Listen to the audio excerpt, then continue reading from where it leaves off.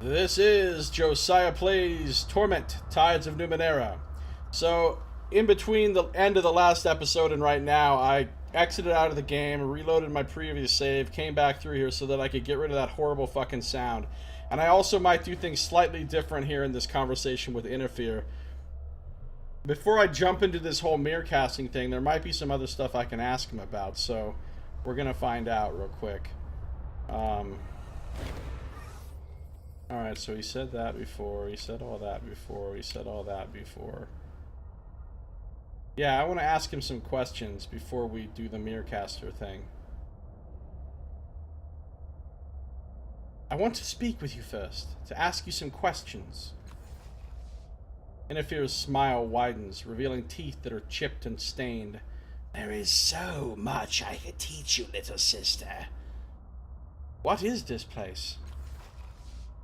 Here is where the snake sinks his teeth in his own tail. Snake hype. And taste this black truth. Worse than his venom's burn is the foul flavor, the sweet savor of his tainted flesh. Interfere runs his hands across his emaciated body. This is where pain flays vain lies that hide from our despising eyes the flaws inside our sorry selves. Truth hurts, sister, bright and scalding as starfire, and here it's howled with tongues of flame. Your brother's eyes grow distant, and he seems seized by some vision. Our father made me cry out, "Hear, I hear!" but fled in fear when they hailed him, ill met, in a voice he could not bear. Born in blood and pain as flesh decrees men should be. That's your miracle, Jim. Poisonous snake. Very gentleman-like. Yeah, it's a gentle snake. What is he talking about here? Our father made him cry out.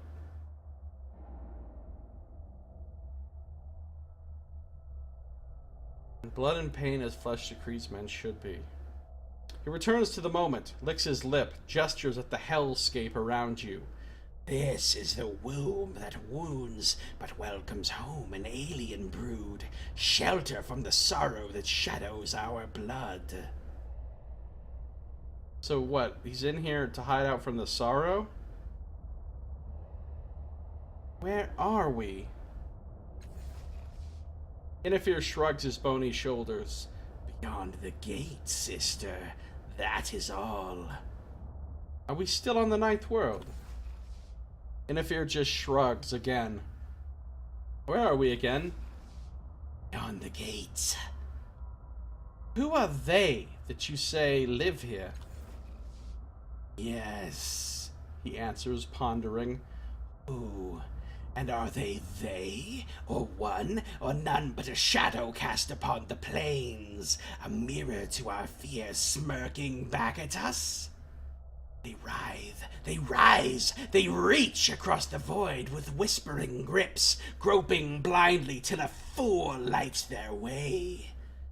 Interfere leans in and whispers conspiratorially. Did Father know their name? Did he dream to answer his call? Or did he, too, blindly blunder through the dark? He shrugs. No matter, it's done.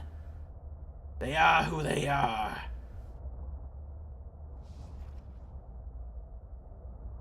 What did you mean, shelter from the sorrow? Surely, sister, you know what our father fled, why he fed, why he shucks off husks and hides like the shin beneath a huckster's shifting shells. Interfere studies your face. I know you know. I see the sorrow's horror behind your eyes. It will not cross the threshold of the gate, or face the fiends that lurk in this place. Is that why you came? To trade that terror's harrying for a measured measure of woe? You are welcome. You need only open your mind and they will open their arms to you.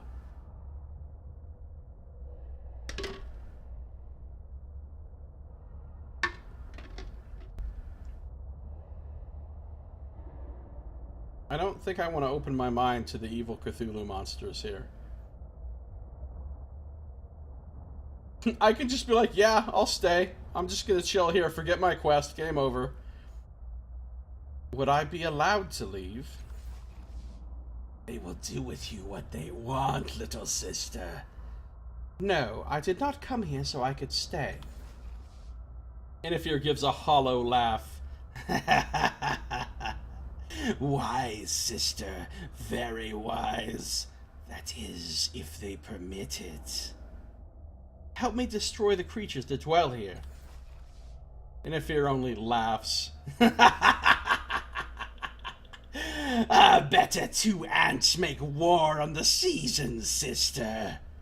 So in other words, we can't win, is what he's saying. I want to talk about something else. Inifir licks his lips and nods. Oh man, I have so many questions to ask him. So many questions. There was a man named Ronos Kaisul who hunted you down. Inifir smirks. A meddler and peddler of cheap hope, false friend, and would-be mender of men who broke his back bearing a pack of lies. This guy's got a very flowery, although dark, method of speech. I mean, he doesn't just straightforwardly answer anything. He uses some pretty nice similes and stuff as well, and metaphors. Broke his back bearing a pack of lies. I mean, that's a fucking liar right there. If you lie so much that the weight of your own lies breaks your back, you are a lying motherfucker. It's evocative language. And so he died, easing no lives, avenging no deaths, helpless, whelpless, gasping and grasping the horrors he sought to choke. The knots that bind me to the gate can't be sliced by a nano's knife. They're serpents with a sharper bite. Serpent hype. Hack, and they strike back. Alas, alack, as at the last learned the learned priest who steeply paid for the teaching. There's something almost Shakespearean about this guy.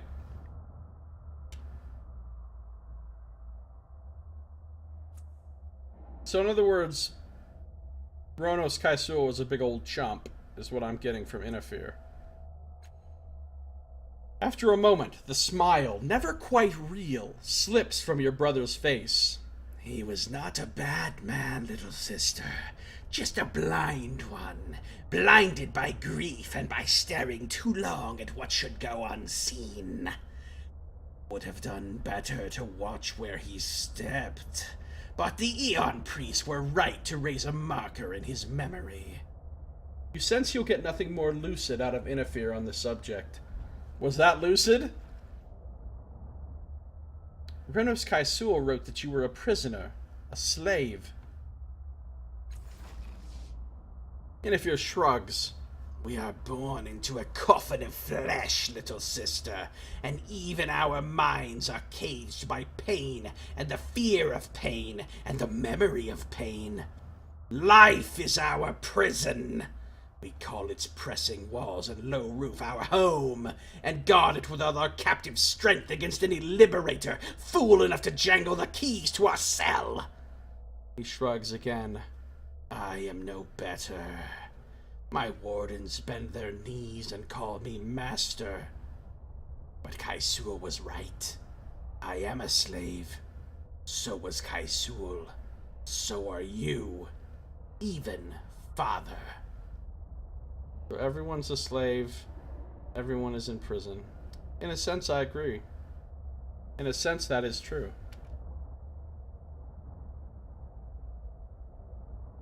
It seems as if your brother is about to say more. Then he considers and chews on his lip. The words come at last, low and slow.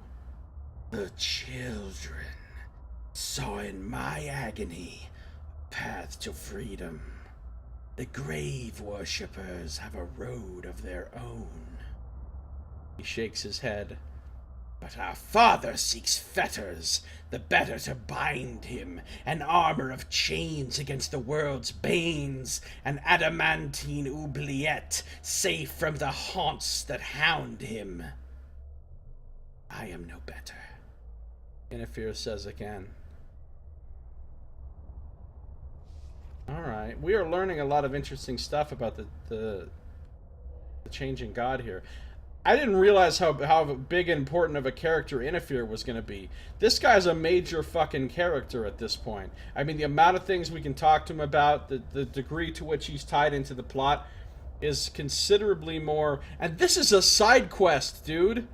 This is a side quest. You could have just not come to this gate at all, and you would have missed out on an enormous lore-drenched conversation with Inafir. I mean, this feels momentous, actually, with the amount of dialogue he's got, and how, I mean, he's another cast-off. It feels almost like meeting Ravel in Planescape Torment. And yet, this isn't even on the critical path.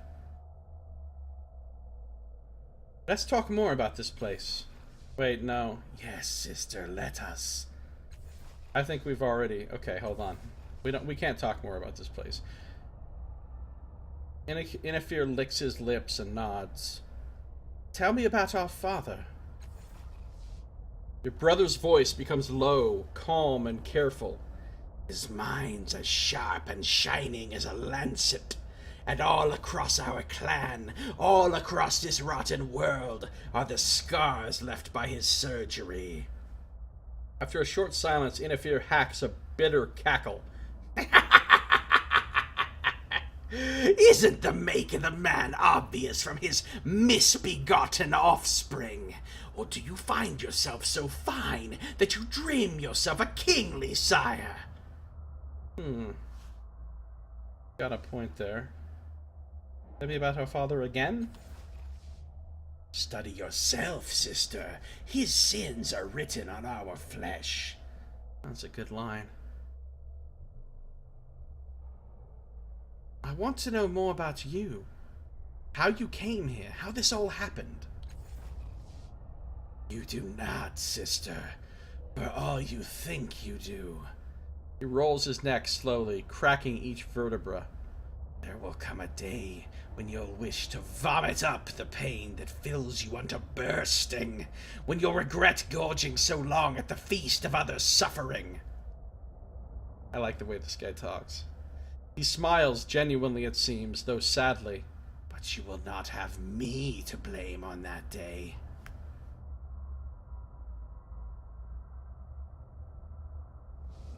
Please, tell me about yourself.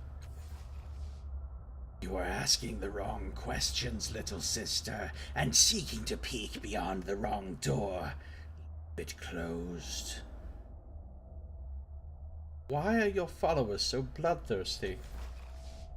Oh, the children long to guzzle many bitter brews, sister, Inafir answers, but blood is not among them. They put the stuff to other use.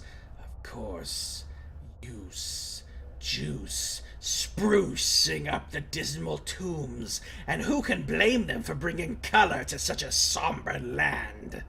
Inafir laughs, but it is a false laugh, and his eyes are filled with disgust. He sees that you've seen what's inside him and scowls. His voice drops to a whisper.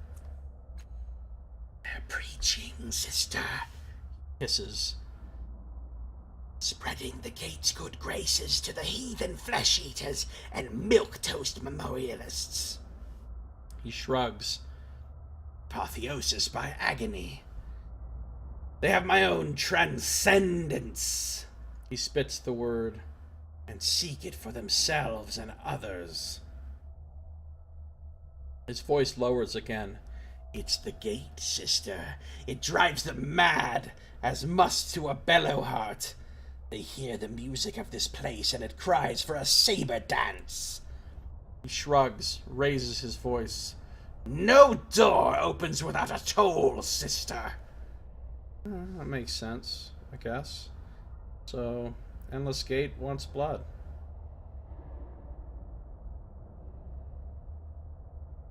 Who is Marcisa? Inifir shakes his head. Names, shames, blames! What of them? His eyes grow unfocused, and words pour from his mouth. On Darnali the red blossoms bloom, and in poets' mouths they're named flesh flowers. But have they seen flesh? I have silver skin sheaths, and yellow adipose clumps, and white gristle. How unseemly seems man's unseamed self, how unmeet to these poetasters versifying, how poorer tasting these versifiers meet. Okay, whoa, I need to take a second to unravel that.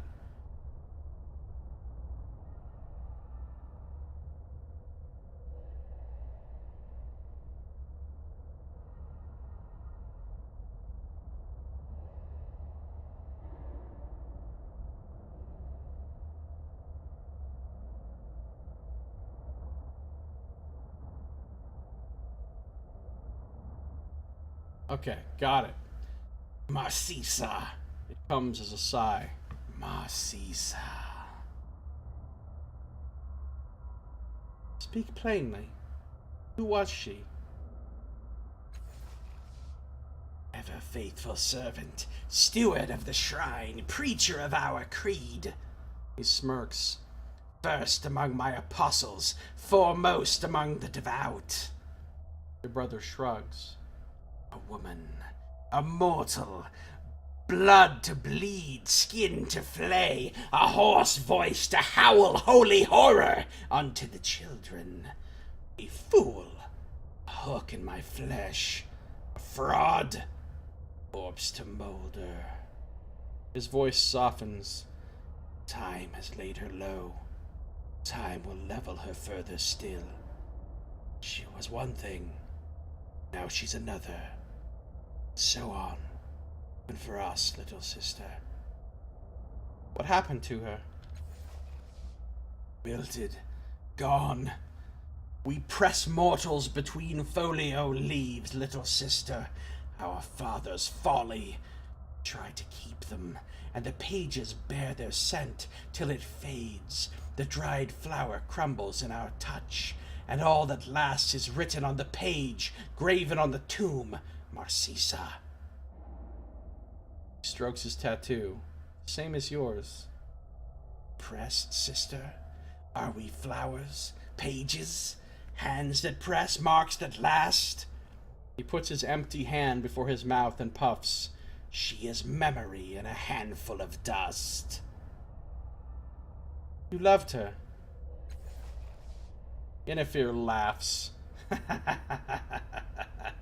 Oh, sister, sister, such romance, such sentiment. Were we star-crossed, dearest Marcisa, crossed by this star before me who fell from the heavens? Oh, what sweaty oaths we swore, heaving beneath the sheets, sweet, sweat, wet, weeping, eh, sister? Love! Love! He pants the word. Love.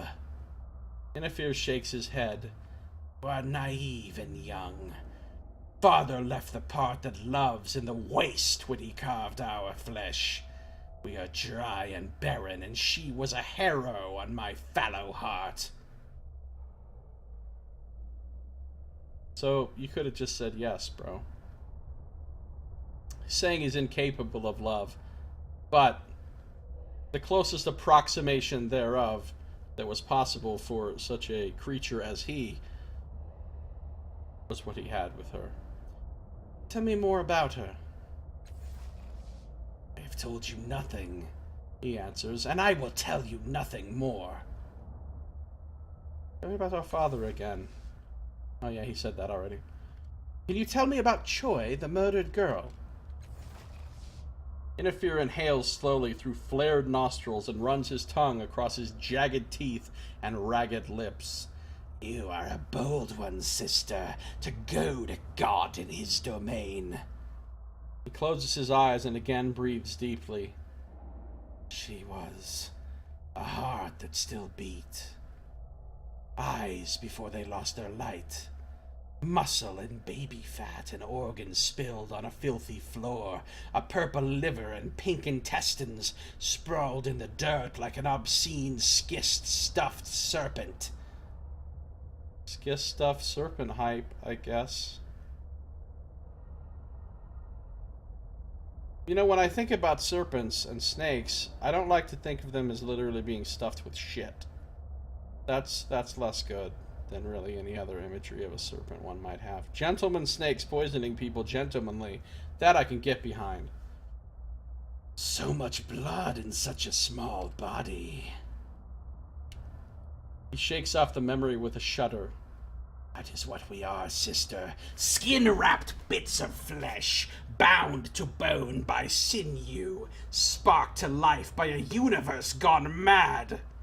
Yeah, they really did give this guy some verbose dialogue. I like him.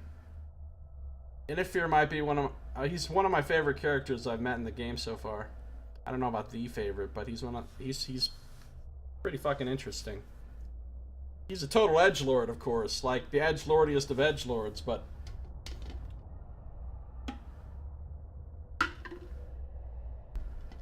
he's got a sort of a theatricality built into him, I feel. At least the way I'm imagining him. Inifir sighs. Snuffed out. But the cosmographers teach that even stars turn to ash. Like, you can see why this guy's a cult leader. You know what I mean? All existence grows cold as it gets wise to woes creation worked. She went fast. We go slow. In the end, there's just the end and nothing past it. He meets your eyes. Do not mention her again, or I will flay skin, then bones, then marrow. I don't think you can flay marrow, buddy, but okay. I get it. It's a threat. He just said don't mention her again. No, what I'm gonna do? Mention her again. Old tot. Her name was Choi. She wasn't some carcass or a fading star. She was a little girl. Oh, shit. Is shit about to jump off? Did I just literally fuck up? Inifir closes his eyes, and when he opens them, they are clear of madness and bright with hate. You were warned, little sister. You chose. Oh, okay. Well, that's not quite what I wanted to have happen right now. Not at all, in fact. So... what is he doing? He's just attacking 18,000 times. Alright, we got Quiano on our team. And oh my god, we're getting wrecked. I need help. Yeah, Towa just did some shit to us. So she's an enemy. Quiano's an ally. Inifir has 165 health. Holy crap. I don't think I could win this fight. Well, I'm gonna reload my save and try talking to him again, but we might as well try to win the fight first, just for the lulz. Just for science. Alright, Kiyatawa could go down quickly. Quickly-ish. So what I'm gonna do first... maybe I'll sow dismay. No, I just need to go start kicking some ass.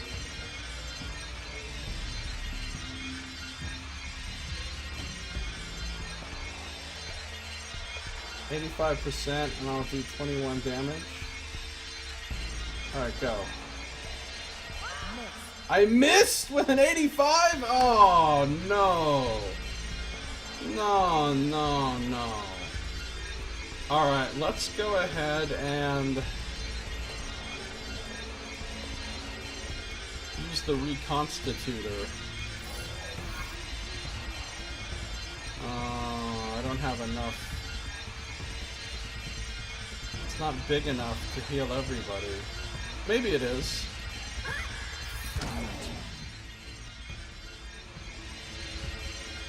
And then Rin needs to get the fuck out of Dodge here. She's kind of in the danger zone. Trust and honesty are our bonds. Allegorn, turn the tattoos on. And let's adapt. Let's get protected here.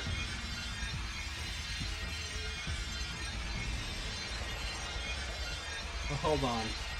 Let's move up into the middle. And then let's use adaptation.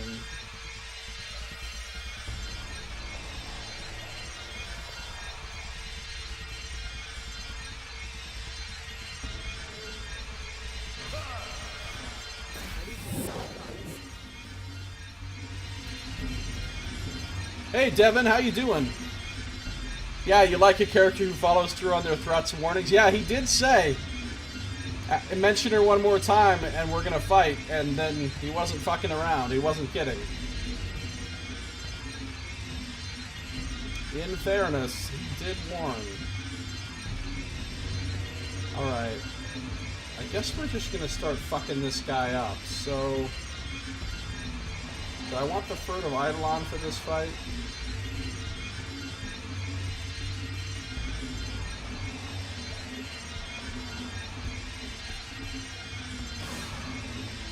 No. Alright, I'm gonna Furtive Eidolon. And then I'm gonna wreck this guy with some awesome, glorious ass kickery.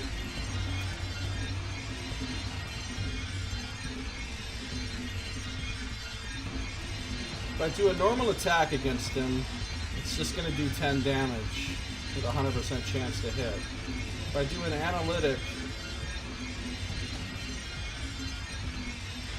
it's going to do 13 damage with a 100% chance to hit.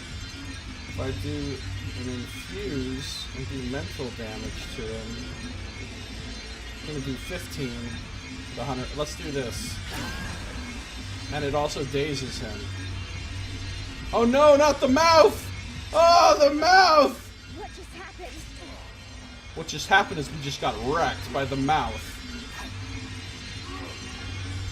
Her blood is on your hands, cast off. Rin just went down.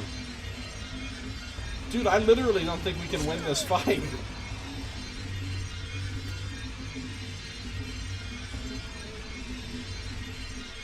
Brianna's almost dead. Interfere has so much health left. You're a bit worse for wear, but you'll live? Why are you worse for wear? Feel better now that you showered? That's good. Needs more dentist to deal with the mouth, I know, right? Alright, let's start breaking out whatever cool-ass fucking things we've got here. Contingent subroutine. Assumes action. Barrel of Indomitability. Sector's Eye. Alright, I'm using the Barrel of Indomitability. And...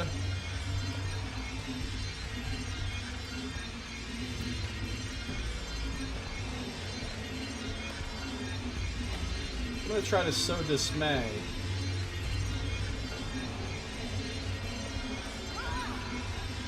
Alright, he's demoralized. That's good.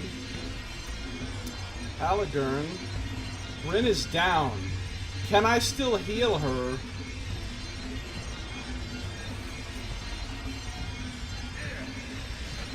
Oh good, I got her back up. Head. I guess I'm still pretty close.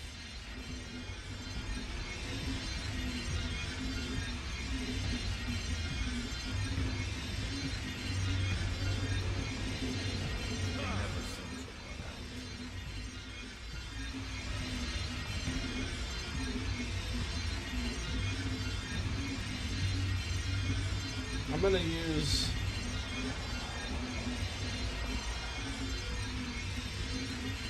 Conflict Analyzer. Feels like everything's going to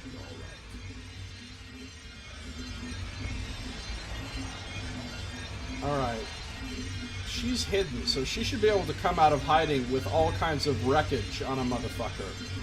What kind of fettles does he have on him? He's got demoralized. Apparently he's not dazed anymore.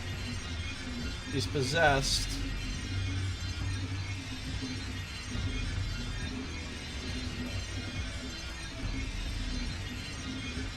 Let's try transdimensional damage against him. We'll do 15.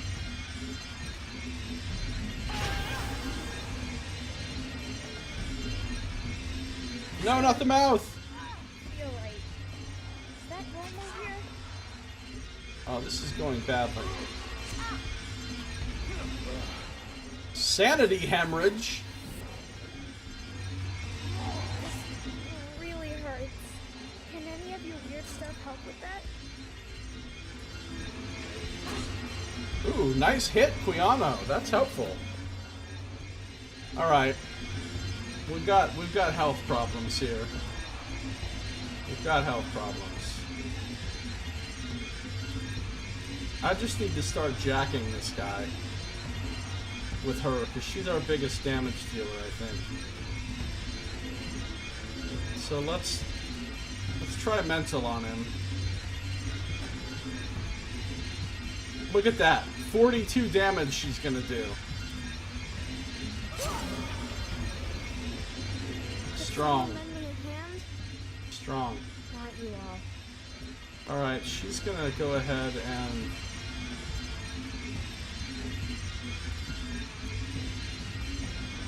drop the leucotic bladder. Where's Allegern? Allegern's there. Last cast off is there. Should heal all three of us.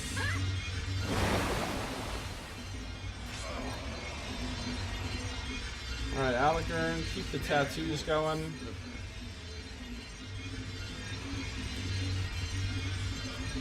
And let's jack this guy. 100%. Oh, 8 damage, man. Allegern needs some other cool abilities of some kind.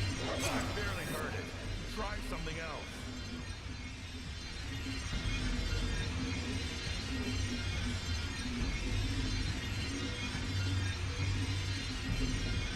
All right. I made some room for Matt Keenan to get in there and do her thing.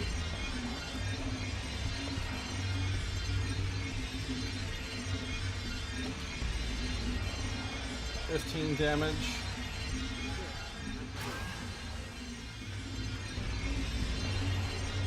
Oh god, the mouth. Feel right. Is that normal here? He's down to 31 health, so I'm thinking we're gonna win this now. I feel terrible.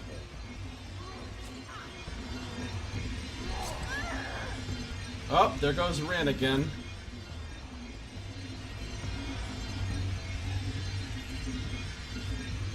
Alright. He's demoralized, blinded, and flanked. Let's also make him dazed with some of this. I'm about to do 42 P. Oh, I should drop him with this. This should kill him. This might be victory right here. You drank too much? Ah. You hate milk? How could you hate milk?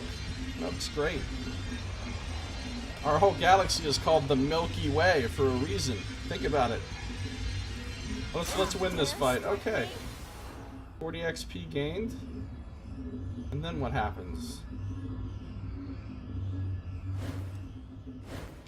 The bad news is I've got to load my save because this isn't actually how I wanted things to go down.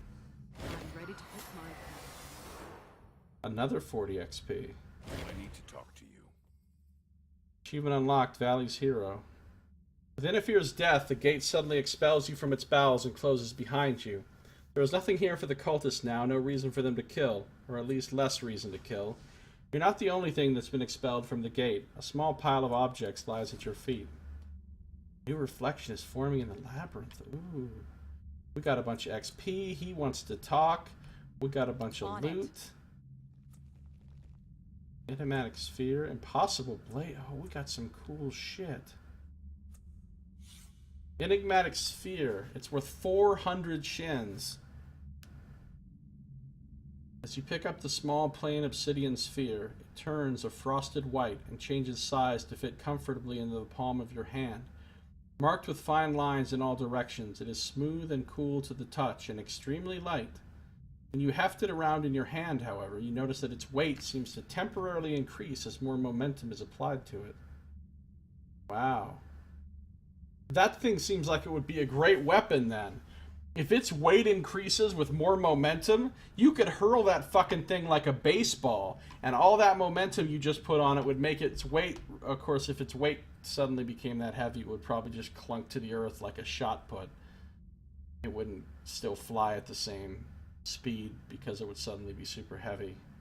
So never mind, maybe it would... If you could drop it on somebody, though, if you could drop it off of a high building on somebody, they would be fucking done. Okay, that's pretty cool. We also got, now this is a sweet weapon. Impossible Blade, relativistic damage, which ignores resistance and armor, 7 points of it, and it's a speed weapon. That thing's a beast. One glance at this weapon serves as an explanation of its name, as the blade is of an impossible thinness. A transdimensional energy field generated by a device in its short handle maintains the blade's structural integrity, and as such, the blade can't be used when this field is not powered, as it would shatter on the slightest impact. There's some pretty cool loot there. Wow. So doing the fight, kind of worth it. Weight doesn't make things fall faster.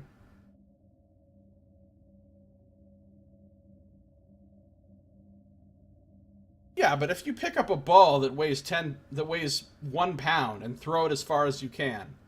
Now pick up a ball that weighs 20 pounds and throw it as far as you can. The ball that weighs 20 pounds is only going to go a few feet, then it's going to fall to the ground.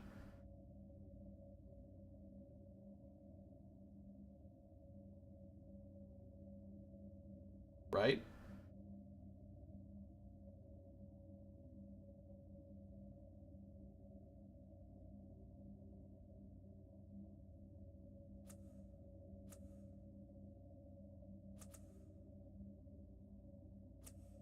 Still can't use the mirror caster. So anyway, that's what happens if we fight him. We used up a lot of ciphers there, though. That's what happens if we fight him. But I don't want... Turns a calf into a 500-pound cow in a few short months. What the hell you think it does to you? It does the body good, apparently. That's what I've been told by commercials. You've already thrown it. Impossible physics is hard to visualize.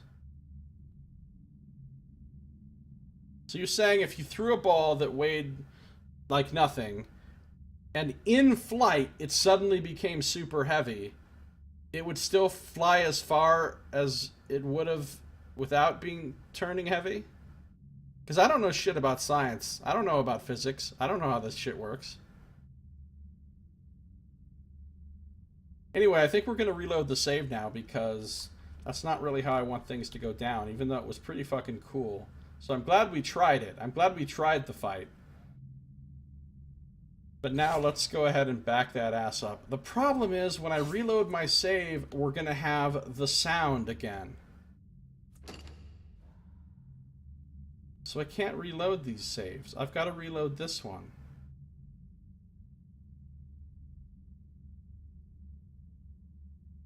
So otherwise we'll just have the sound and I'll have no way to get rid of the sound. So hold on a second. We got to go through some shit again. But it'll be fast. This time. It'll be fast.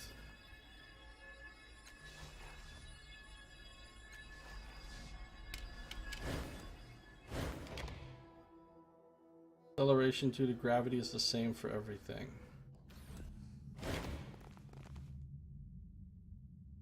Alright, so you're saying it... So it would be an amazing weapon then. Remember that. Because if you threw something like a baseball, as hard as you can throw a baseball, and in the air it turned into a shot put, but it was still flying just as fast, that would fucking destroy something if it hit it. That'd be like a cannonball.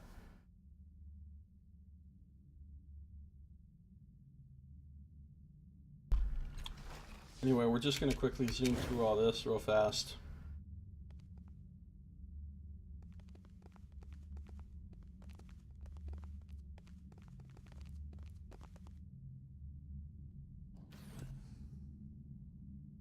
Okay. On it. Get the mirror caster out of here real fast. I need to make sure I don't fuck this conversation up again now.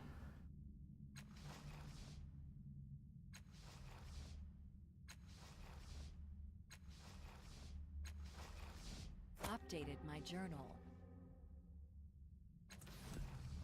Got the mirror caster. When we use it, it doesn't work. Okay, we put it away. Now I'm gonna save again right here, just in case we need to, for some reason. I'm just gonna save over this one.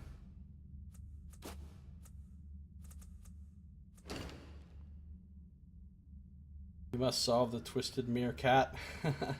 Yes. Making a note. It's good we're not doing all these fights, you know, not having to do any fights over again or anything. Yeah, I know. Yes. Gather your party before venturing forth.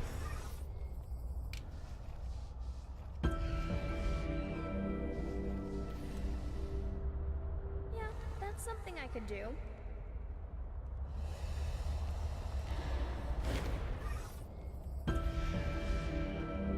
I really would like them to fix this bug with that sound. Alright.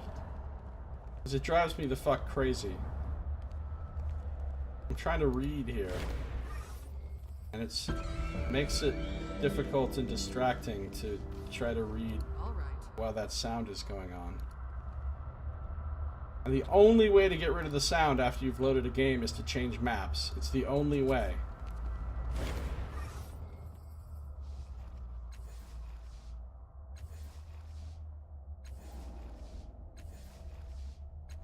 He was actually really helpful in the fight. He did some big damage hits. He killed Kiyatawa.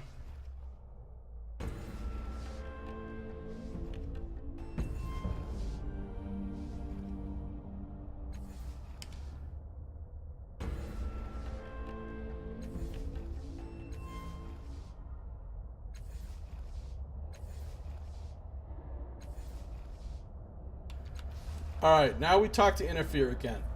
And I'll just zoom through all of the conversations with him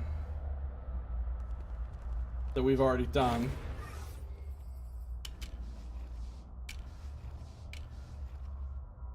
Ask some questions. What is this place? Where are we? We still on the ninth world? Where are we again? Who are they? Shelter from the sorrow? Would I be allowed to leave? I'm not gonna stay. I'm gonna destroy the creatures. Talk about something else. Ronos Kaisul. You said you were a prisoner and a slave. Talk about father. Tell me more about father. Tell me more about this place. I want to know more about you. Please tell me more about you. Why are your followers so bloodthirsty?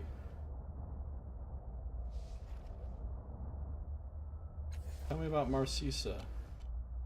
Who was she? What happened to her? Who loved her?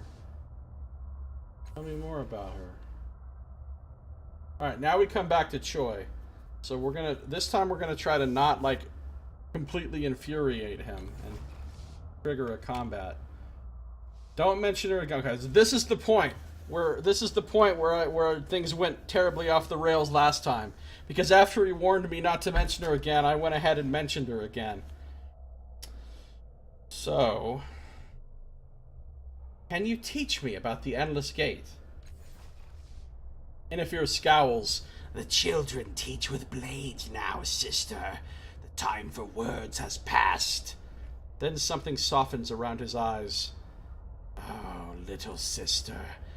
Our father set pain to be our pedagogos, no matter what course of study we pursue. Time you'll learn all that I could teach you about the gate. Enjoy, for now, the blissful ignorance I never knew. Ask him if he likes bok choy. Yeah, scum save. That'd be pretty funny. Can you teach me anything about the gate?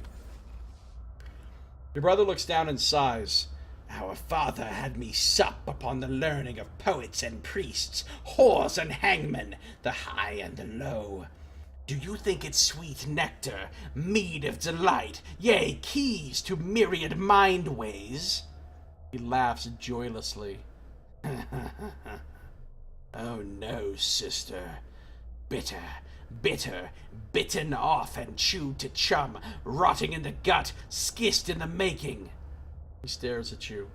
Open just one door, sister. One gate. I paid for the words racing through my mind. I shall spare you their purchase. Alright. So he doesn't want to tell us. That's cool.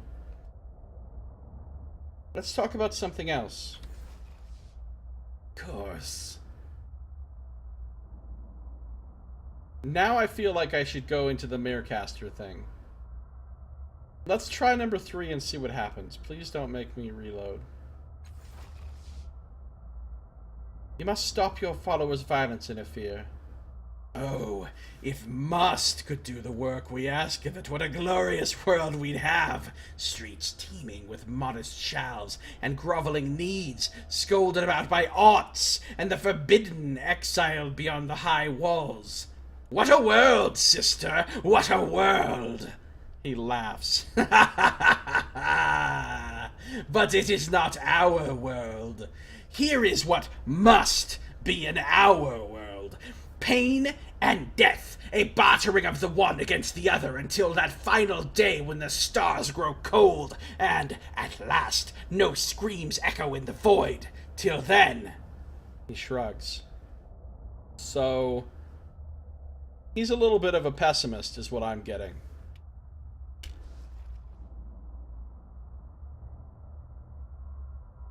In any case, I fear your folly is quite profound.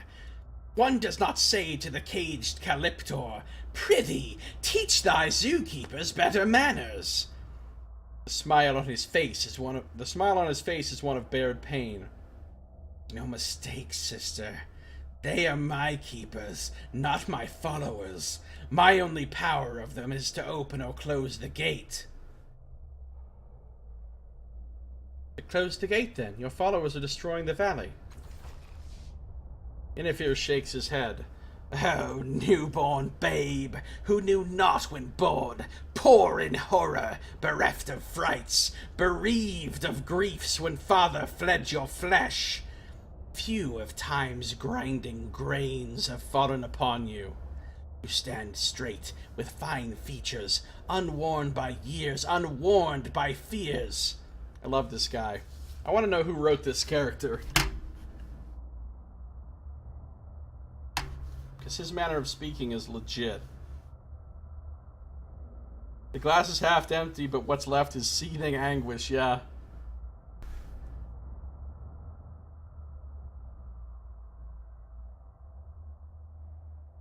Ruined teeth are bared in an unhappy grin. I've lived longer, little sister, awash in wasting sand, and I wish to live longer still, in life's still, distilled to spite the essence of senescence.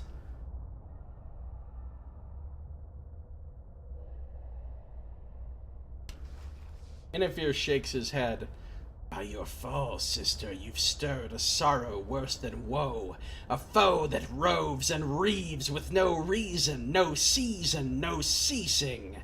But here that horror fears to roam. His face twists. You think me a coward? A snake-bitten man steps around a coiled rope. Snake hype. He encompasses the hell around you in a broad gesture. Better to die, you think? Oh no, little sister. Life is a card shop. It puts you too deep in debt to quit the game, too poor to wager against its bluff. He shrugs. We would talk of closing, sister, but instead let's broach another gate, part the horn-wrought portal that haunts our sleep.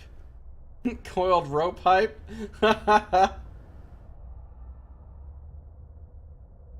Inafir's eyes widen and his voice drops to a whisper. I dream, little sister. I dream and I doubt. Listen and tell me what you hear, what I have seen.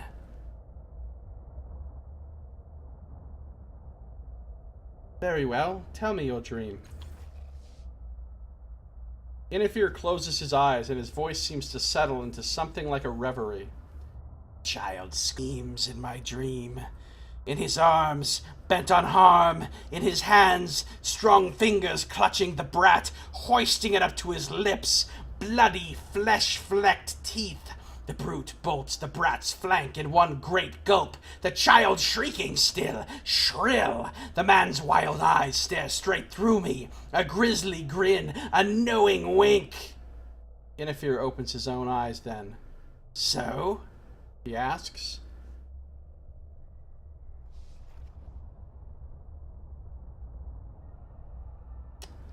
Oh boy, I got some options here. Now this is getting Planescape Torment-like.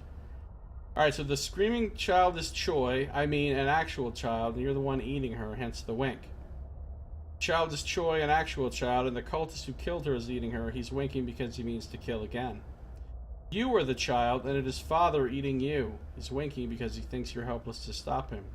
The child is one of the children, and the killer is one of the cult's enemies. The child represents the memorialists, and the killer represents the children. He winks because you are complicit in this crime. There is no meaning to it. Okay, we're not going to pick number 6. We're not going to pick number 5. We're not going to pick number 4. We might pick number 3. Probably won't pick number 2. So I think it's between 1 and 3.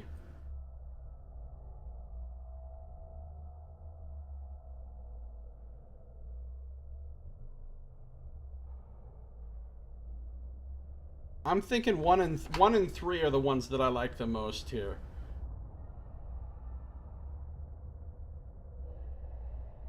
But I'm not sure that invoking Choi is the best idea either. He seems to be really hung up on the idea that fucking the changing god is the super evil source of all problems and pin everything on him. So I think he would be sympathetic to me saying, you're the child and it's father eating you. That seems like it would play into his delusions and obsessions more than anything else. So I'm going to go with number 3. You are the child, and it is father eating you. He's winking because he thinks you're helpless to stop him. Inafir's face gives no indication of how he's taken your interpretation. He merely closes his eyes again and continues. Fire rises, stinks of skin and hair aflame, greasy ropes of smoke groping skyward, soot snowing upon the plain, plain gray, the hush of ash shushing the howls. Peace. His eyes open. And this? Burning rage of the gate destroys guilty and innocent alike. Destruction can bring an end to suffering. All wrongs are annihilated in the inevitable end. Those who kill the innocent will burn, and the ugliness of their crime will be seen far and wide.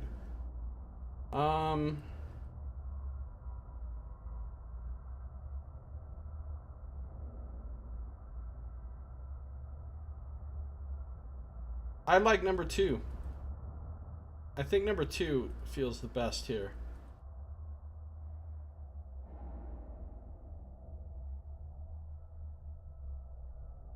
Destruction can bring an end to suffering.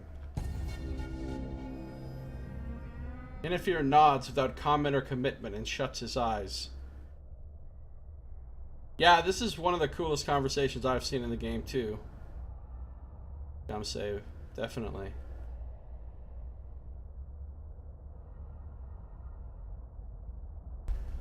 The flames abate, the smoke clouds gape, and rain runs in gray veins from the sky across the land, fast falling drops and slow flowing rills. The dirt churns to muck, and from the earth bursts a blossom, carrion white, a stalk like chalk thrusting at the parted heavens. Huge and flush and fleshy, it lives but reeks of death. He opens his eyes. And then I wake. Good can spring out of past wrongs. Maybe her memory's sickening you. Life can't be stopped. It adopts into new grotesque forms. Clearly the thought of reproduction disgusts you. What? I don't think that's it. Good can spring out of past wrongs.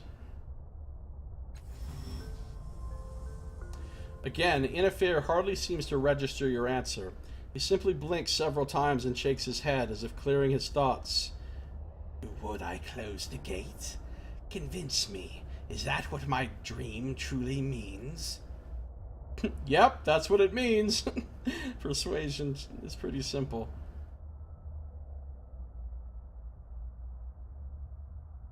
Well, let's try number 1.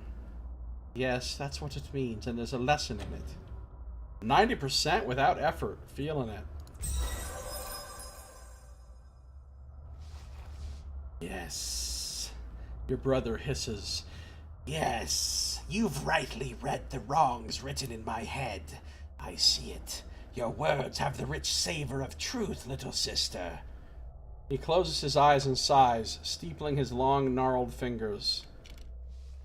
At last, inXile opens his eyes. But no, He says, the gate will not close. "What? I succeeded in the persuasion check, and he's still like, nope, shut up, die." Okay, I guess I'm gonna have to do the Mirrorcaster thing as the final resort. The gate will not close. The gate will not close. You've whispered my own thoughts in my ear, but they say to stay the course that has borne me thus far. He shrugs. So let us speak of other things. I don't suppose there's anything else I can ask him about. No. Alright, now we'll do the Mirrorcaster thing. Now that I know that I've exhausted all other dialogue. And this will be in our next episode. If you're watching the stream, don't go anywhere because I'm not done. I'm going to keep on streaming and playing. If you're watching on YouTube, this episode now comes to an end. So thank you for watching. This has been Josiah Plays Torment, Tides of Numenera.